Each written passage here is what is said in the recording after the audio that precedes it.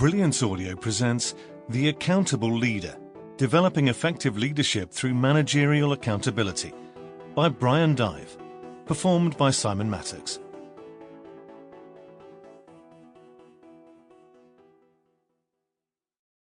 Forward. What company does not want to describe its organization as high performance?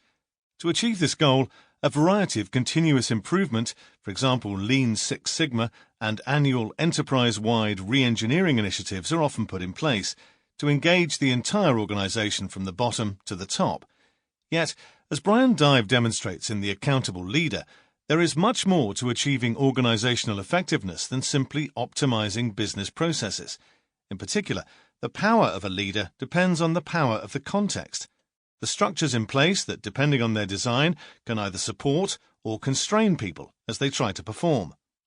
The core elements of organization design include structure, decision rights, information flows, and motivators.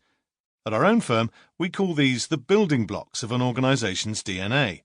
Together, they determine its culture and collective capabilities.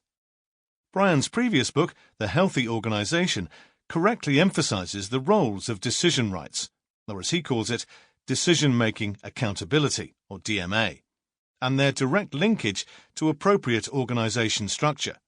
It's not by accident, then, that one of the frequent areas of rapid cost reduction that we find with our clients, often representing up to 20% in headcount reduction by function or business unit, is in delayering their organizations by clarifying DMA up and down the organization's spine.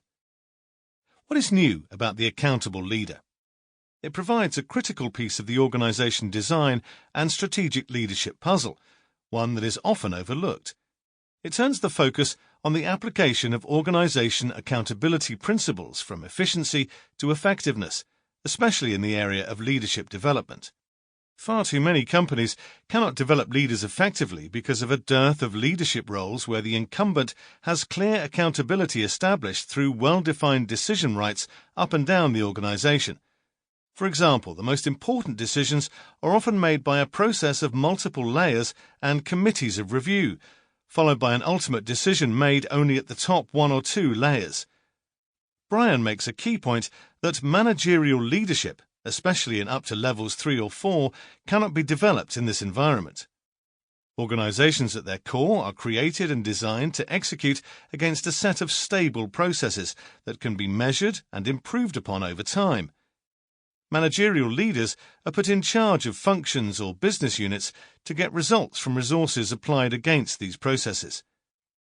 As Brian defines accountability of a managerial leader, it includes this goal-oriented behavior, a role that is neither shared nor conditional, that is meaningless without consequences, and that applies to individuals. This description appears quite apt when applied up to level 3 or 4. But leadership changes when the role transitions from primarily operational to strategic, or to what Brian terms strategic accountability. Here, the accountable leader provides detailed descriptions in the form of 7 elements of a role: nature of work, resource complexity, problem solving, change, internal collaboration, external collaboration, and time frame for each of the levels. In the management consulting vernacular, we often call the operational tasks required of a business the running and fixing, while the strategic tasks are the changing of the business. And we also say that change leadership is a team sport. When it comes to leading change, the best CEOs are not capable in all dimensions, but they know how to bring together a team that represents a full range of ability.